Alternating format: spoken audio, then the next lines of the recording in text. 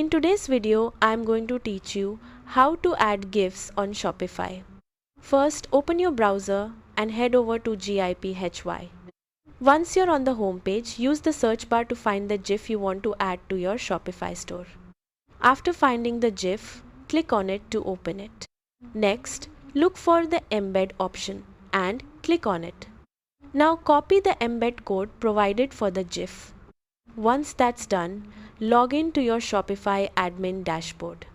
From the left side menu, click on Online Store and then click Customize next to your active theme. Inside the Shopify theme editor, click Add section. From the available options, choose Rich Text. After adding the Rich Text section, click inside the text editor area. Now, switch to HTML mode if your theme editor has that option and paste the GIF embed code you copied from Giphy. Once pasted, you should see the GIF appear in the preview section. You can drag and reposition the section anywhere you want on your page.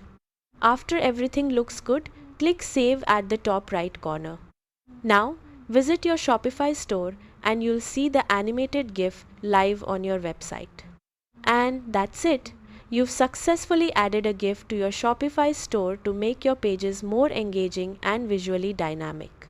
Thanks for watching and happy selling on Shopify.